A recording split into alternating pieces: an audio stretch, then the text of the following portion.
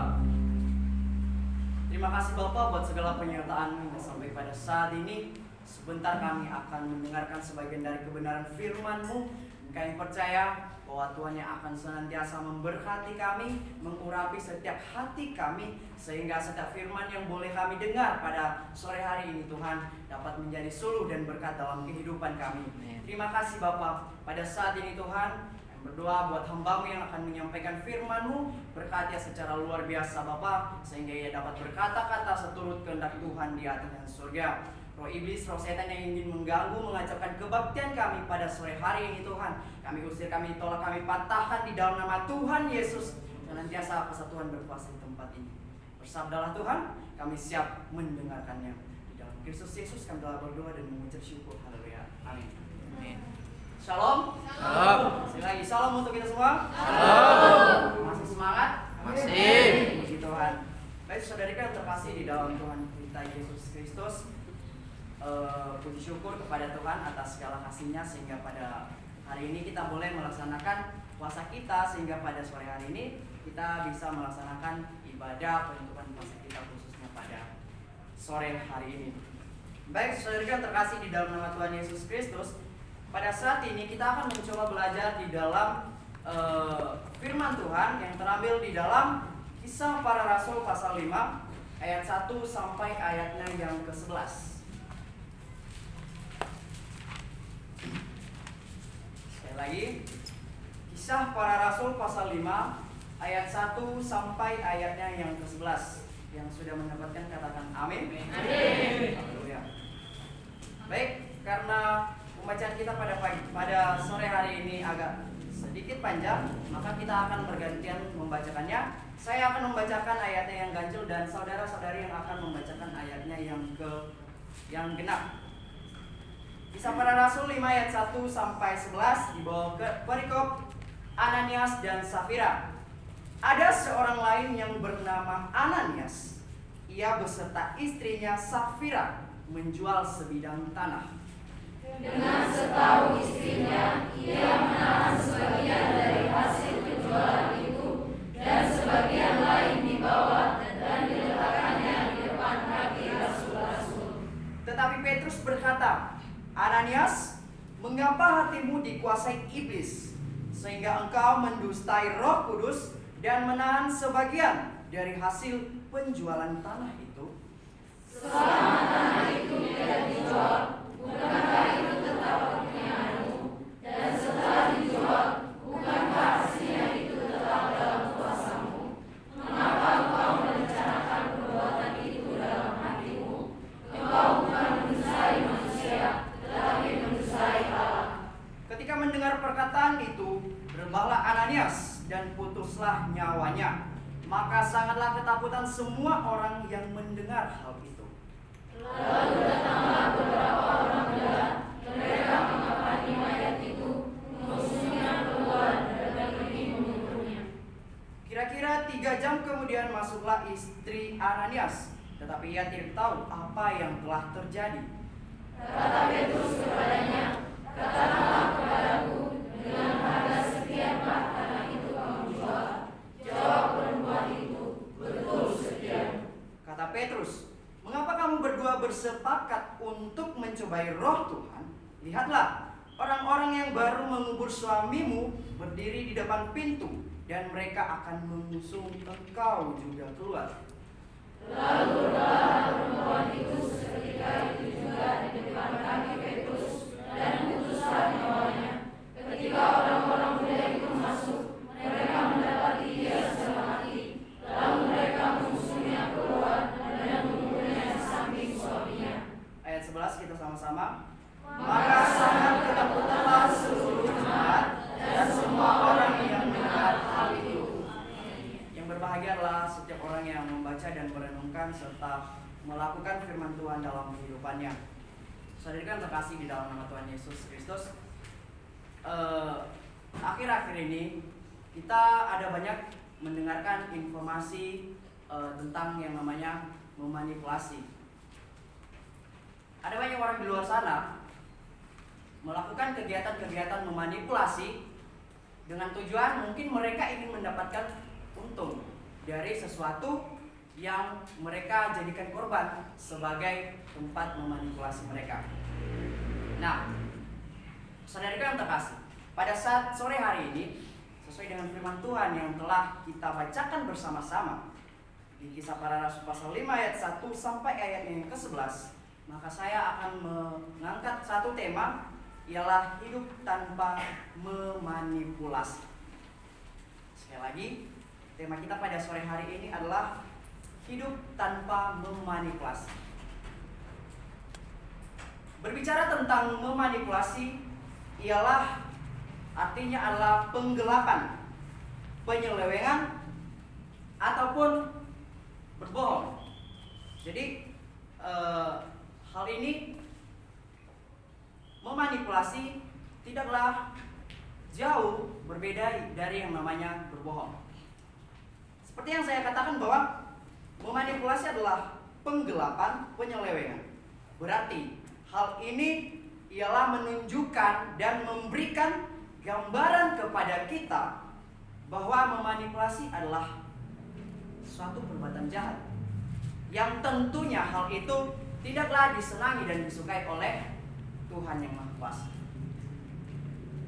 Baik, sesuai dengan perikop yang kita bahas adalah bercerita tentang Ananias dan Safira, yang dimana Ananias dan Safira adalah sepasang suami istri.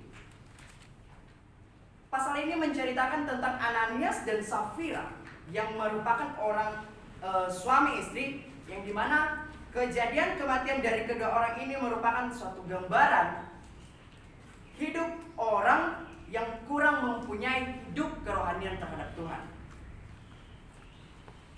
Di sisi lain, peristiwa ini juga mengajarkan kita, saudara-saudara yang terkasih, bahwa menggambarkan kepada kita bahwasanya ternyata di dalam kehidupan jemaat gereja mula-mula pada saat itu ternyata masih adanya atau tidak terlepasnya dari masalah internal. Apa masalah internalnya pada saat itu? Yaitu masalah-masalah yang datang dari dalam kelompok jemaat-jemaat itu sendiri pada saat itu. Nah, di sini saya akan membacakan ayat 1 dan ayat 2. Di sini dikatakan ada seorang yang lain yang bernama Ananias. Ia beserta istrinya Safira menjual sebidang tanah. Dengan setahu istrinya, ia menahan sebagian dari hasil penjualan itu dan sebagian lain dibawa dan diletakkannya di depan kaki-kaki rasul. Dikatakan di sini adalah ada seorang yang adalah Ananias. Ada seorang yang dia itu adalah Ananias, seorang anggota jemaat mula-mula di Yerusalem. Yang dimana Ananias ini adalah putra dari Nedebaeus, yang merupakan iman besar yang pada tahun 47 sampai 48 Masehi.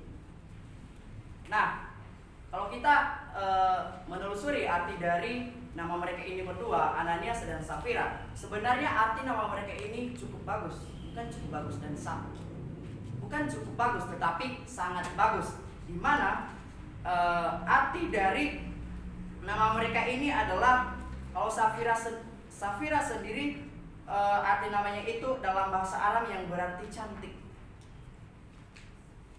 Ya, nama Safira dalam bahasa Aram itu artinya bahwa cantik. Sedangkan Ananias sendiri berarti Allah yang memberikan. Nah, dari sini ternyata arti nama dari Ananias dan Safira sendiri ialah merupakan nama yang sangat indah. Tetapi saudara-saudari, di balik nama yang indah, di balik nama yang cantik dan bagus, ternyata arti nama mereka itu tidak sesuai dengan perbuatan yang mereka lakukan, tidak sesuai dengan bagaimana mereka mencirikan arti dari nama mereka itu sendiri. Malahan mereka diceritakan di dalam ini adalah mereka adalah orang-orang yang memanipulasi atau berbohong. Jadi nama mereka itu kalau kita lihat tidak sesuai dengan atau tidak sesuai dengan apa arti dari nama mereka itu sendiri.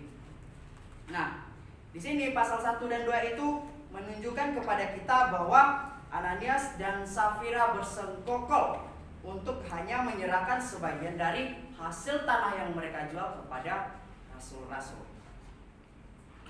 Dan sebagiannya mereka tahan untuk keperluan mereka, untuk kepentingan pribadi mereka. Mereka melakukan tipu muslihat dengan berpura-pura menyerahkan seutuhnya dari hasil penjualan tanah mereka itu kepada rasul-rasul. Nah, hal ini jelas menunjukkan bahwa di sini penulis menunjukkan kepada kita bahwa Ananias dan Safira mempunyai rasa yang sangat ambisius terhadap kekayaan, yang hanya memikirkan diri sendiri. Kita simpulkan bahwa mereka itu mempunyai jiwa-jiwa egois yang hanya mementingkan diri sendiri. Mungkin di antara kita di sini mungkin ada sebagian sifat-sifat yang memiliki ada sebagian orang yang memiliki sifat keegoisan, yang hanya mementingkan diri sendiri. Namun saya percaya ke depannya hal itu tidak akan terjadi lagi di antara kita semua. Amin. Kita teruskan pada pasal ketiga dan keempat, di mana di situ menunjukkan bahwa pasal 3 dan sampai ayat 3 sampai ayat yang keempat itu menunjukkan Ananias dan Safira di hadapan Petrus, yang dimana di dalam hal ini menunjukkan Petrus yang mengetahui akan tipu muslihat yang mereka lakukan. Dikatakan di sini bahwa Ananias, mengapa hatimu dikuasai iblis? Di dalam Alkitab, kata hati muncul sekitar atau sebanyak 876, yang dimana istilah pemakaian hati di dalam perjanjian baru adalah tidak menghilangkan penunjuk fisiknya karena dibuat dari daging, tetapi hati ialah tempat berpikir. Nah, di sini hati merupakan ialah sumber segala keinginan yang harus mampu dijaga. Di dalam Amsal pasal 4 ayat yang ke-23, satu orang membacakan kepada kita. Amsal pasal 4 ayatnya yang ke-23. Amsal 4 ayat 23. Jagalah hatimu dengan segala kewaspadaan, karena dari situlah terpancar kehidupan. Betul sekali. Di sini dikatakan bahwa jagalah hatimu terhadap kewaspadaan, karena dari situ terpancar kehidupan. Betul sekali. Jadi hati ini merupakan sesuatu yang sangat penting di dalam kehidupan kita. Ketika kita tidak bisa mengendalikan hati kita, maka kita akan jatuh di dalam dosa. Hal ini juga dialami oleh Ananias dan Safira, yang dimana mereka tidak bisa menjaga hati mereka sehingga dikuasai oleh iblis. Orang yang suci hatinya akan melihat Allah. Kemudian dikatakan di situ adalah dikuasai iblis. Iblis itu siapa sih? Iblis itu ialah nama penguasa kejahatan. Kalau kita cari artinya di dalam bahasa Ibrani, artinya adalah Satan. Ataupun dalam bahasa Yunani adalah Satanas, yang mempunyai arti dasar ialah lawan. Jadi iblis itu adalah lawan kita. Atau ada di sini yang berteman dengan iblis?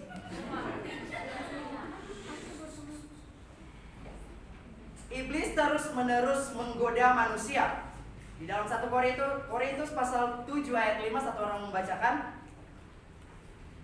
1 Korintus 7 ayat 5.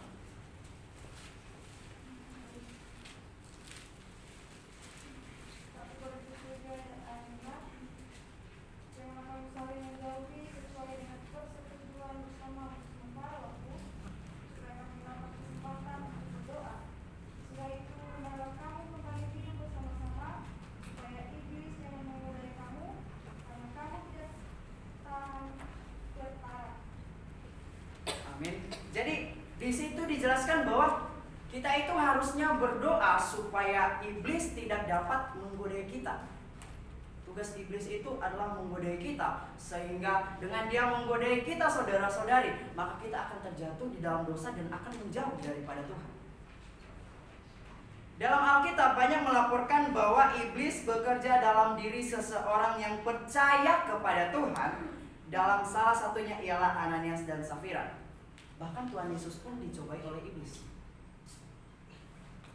ketika Tuhan Yesus berjalan di atas gunung, iblis mencobanya. Jika kau anak Allah, jadikanlah batu ini menjadi roti. Jangankan manusia, Tuhan Yesus pun dicobai oleh iblis. Apalagi kita sebagai manusia, akan dengan sangat gampang iblis akan mencobai kita ketika kita tidak teguh kepada Tuhan. Dilanjutkan, sehingga engkau mendustai Roh Kudus. Kata mendustai berasal dari kata dusta, yang dimana di dalam Kamus Besar Bahasa Indonesia sendiri mengartikan dusta itu ialah tidak benar atau bohong. Dengan hal itu, maka pengertian mendustai sendiri ialah berkata bohong atau membohongi. Yang artinya bahwa di sini di dalam pasal ini Ananias dan Safira berkata bohong dan membohongi Roh Kudus. Ya, dikatakan bahwa Ananias dan Safira itu mendustai, membohongi, berbohong kepada Roh Kudus.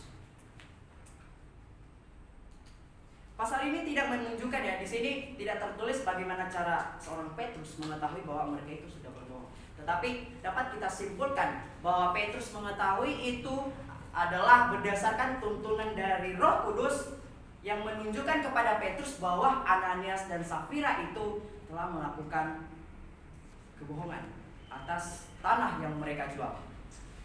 Nah,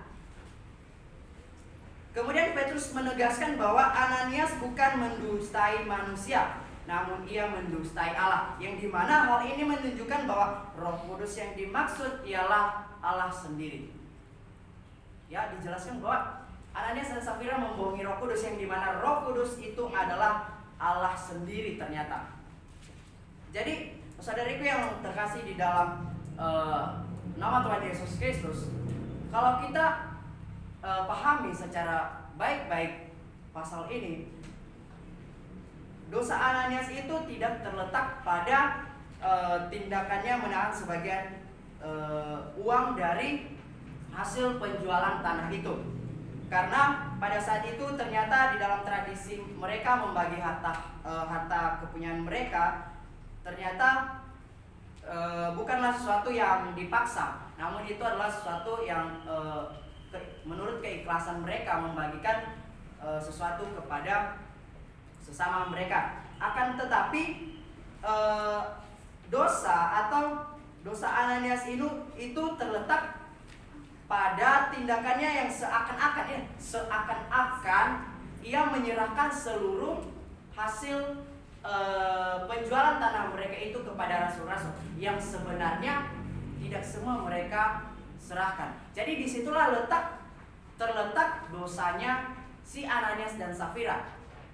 Mereka seolah-olah memberikan semuanya apa yang mereka menyerahkan, seolah-olah mereka menyerahkan semua hasil penjualan tanah mereka kepada rasul-rasul.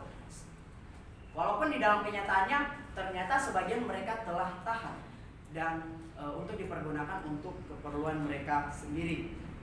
Lanjut di dalam ayatnya yang ke-5 sampai ayat yang ke-10, di mana dalam ayat ini menunjukkan bahwa apa yang terjadi kepada Ananias dan Safira setelah mereka melakukan yang namanya kebohongan terhadap Roh Kudus. Di mana di situ dikatakan bahwa setelah ia melakukan hal itu, kita tidak tahu apa yang menyebabkan ia mati. Namun jelas bahwa bukanlah Petrus yang menyebabkan kematian itu. Namun dari hal ini kita mengetahui bahwa kematiannya merupakan hukuman Allah akan pengabdian dirinya yang munafik. Allah dengan tegas menghukum Ananias dan Safira untuk menunjukkan kebenciannya akan penipuan dan ketidakjujuran dalam hal kerajaan Allah. Jadi pas ayat 5 sampai ayat yang ke-10 ini adalah berbicara tentang konsekuensi yang didapat seorang Ananias dan istrinya ketika mereka telah melakukan pembohongan kepada Roh Kudus. Di sini tidak dikatakan, kita tidak tahu sebab mereka mati gara-gara apa.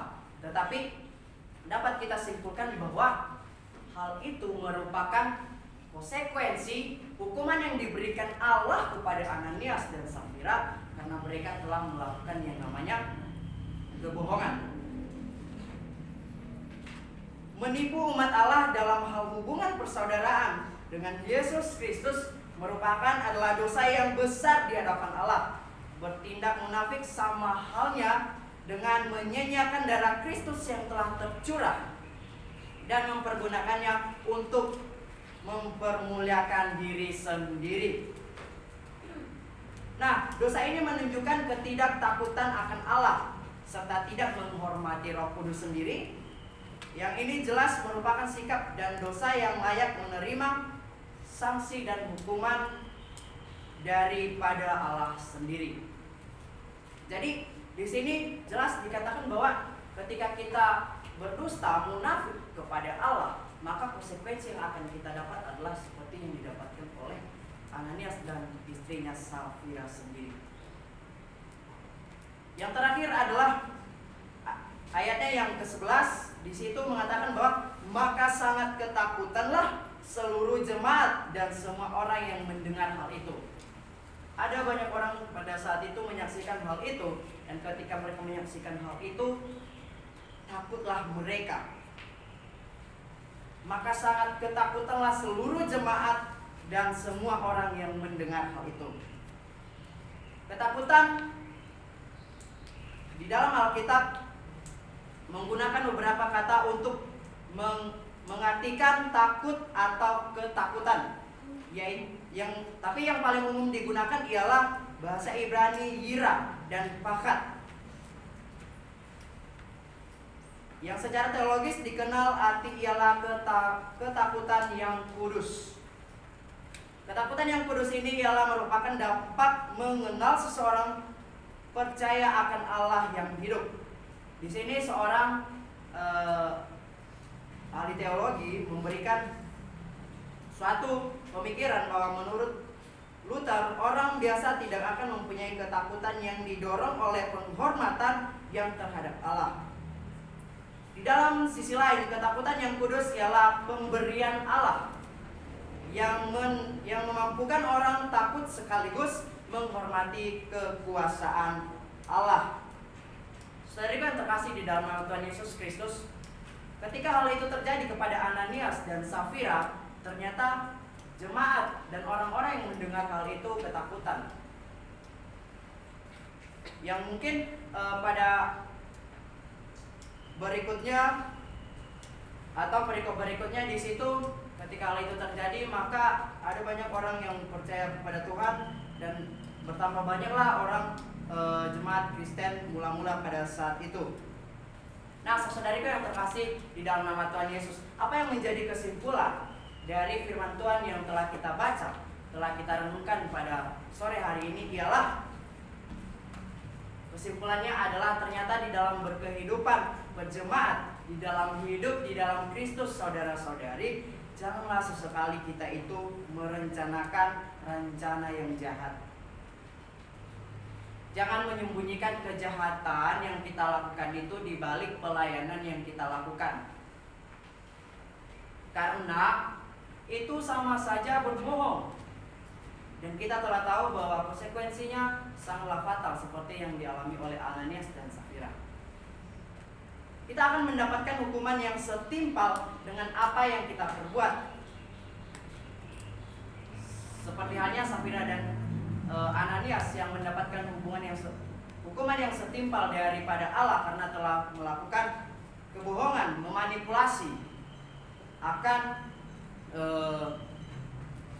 hasil penjualan dari tanah mereka, yang dimana mereka seolah-olah menyerahkan kepada rasul-rasul secara seutuhnya, tetapi pada kenyataannya hal itu tidaklah benar.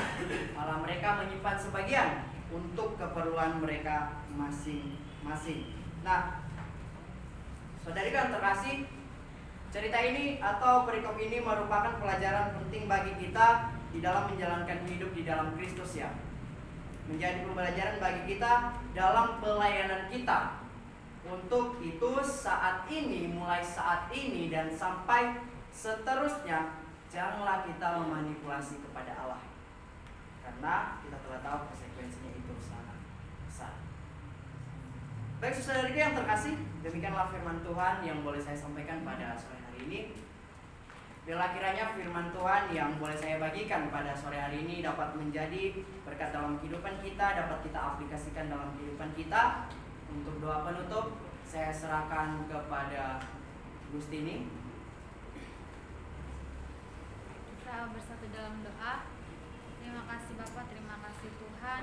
Pada sore hari ini kami telah mendengarkan firman-Mu. Biarlah firman-Mu yang disampaikan oleh hamba-Mu menjadi kekuatan dalam kehidupan kami. Kami akan belajar tidak memanipulasi setiap kehidupan kami di hadapan-Mu ya Tuhan Yesus. Berkati Alvin ya Tuhan, hamba-Mu, anak-Mu ya Bapak yang telah berbicara. Firman-Mu yang disampaikan oleh hamba-Mu, biarlah Tuhan yang selalu menyertai hamba-Mu, kehidupannya Tuhan Yesus, berkat setiap studinya ya Bapa. Dalam nama Tuhan Yesus kami telah berdoa dan mengucap syukur. Haleluya. Amin.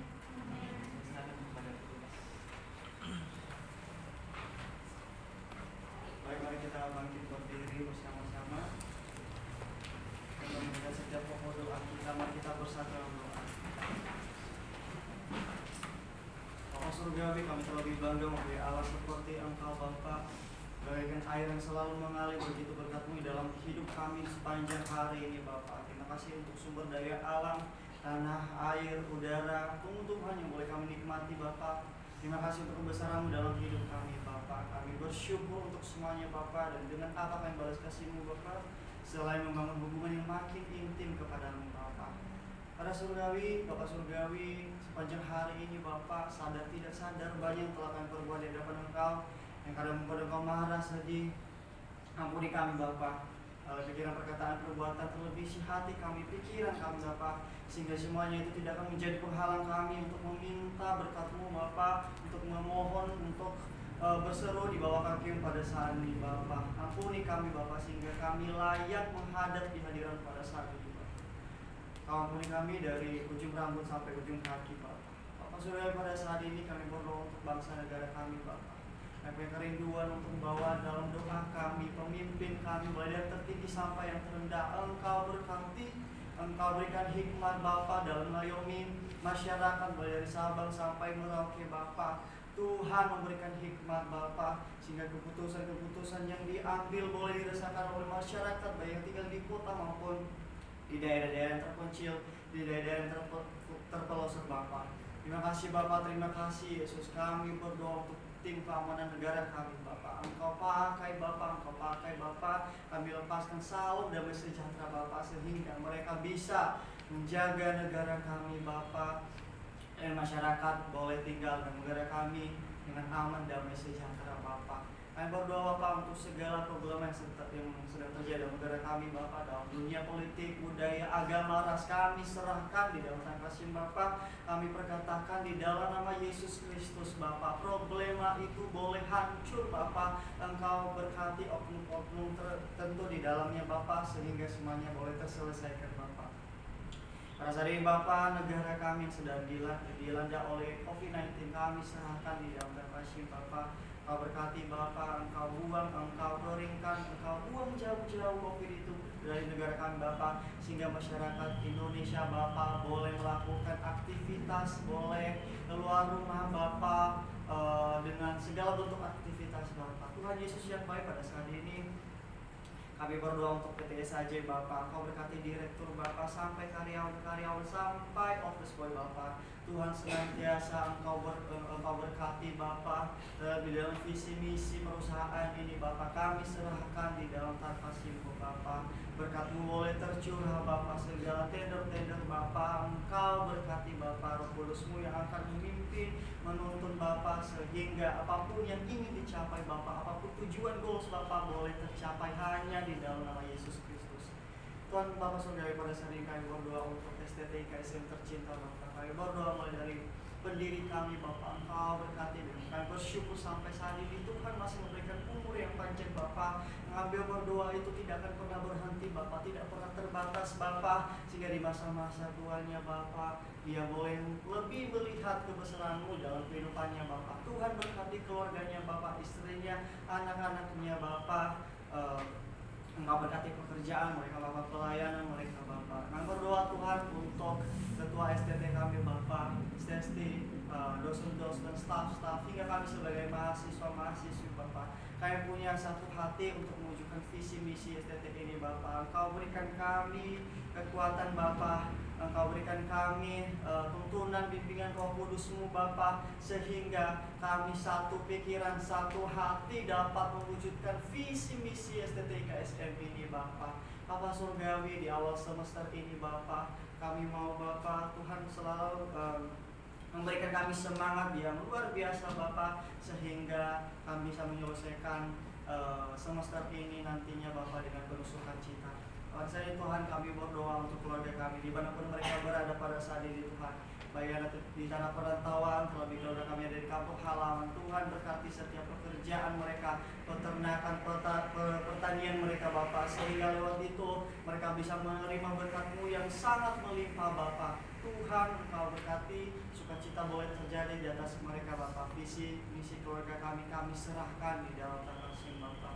Bapa surgawi, Engkau mengenal setiap hati kami yang ada di tempat ini Bapak. Kami punya mimpi Bapak, kami punya cita-cita Bapak, kami serahkan di dalam kasih Bapak. Dan kami percaya bahwa rancangan-Mu indah dalam kehidupan kami Bapak. Kami tidak bisa menebak Bapak apapun resensi-Mu dalam hidup kami Bapak, tapi firman mengatakan bahwa masa depan kami sungguh ada dan harapan kami tidak akan hilang Bapak. Itu menjadi acuan kami untuk terus berharap kepada-Mu Bapak.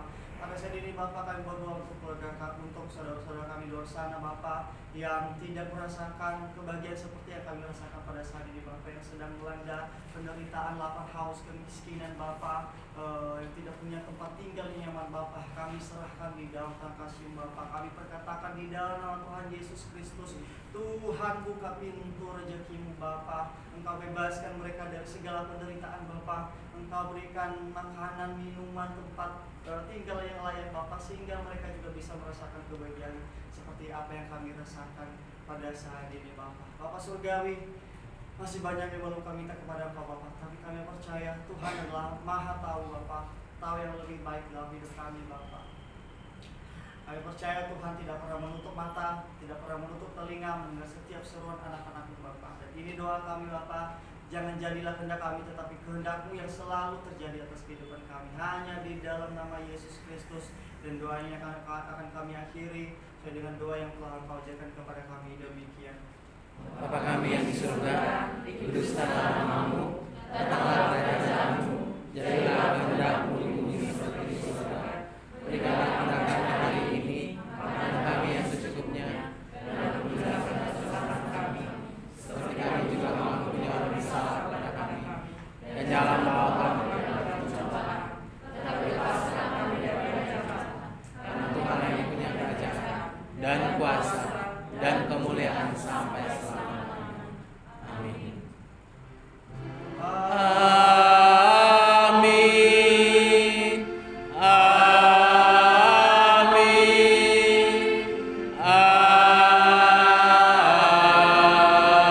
Amin. Silakan duduk kembali dan bersatu di situ.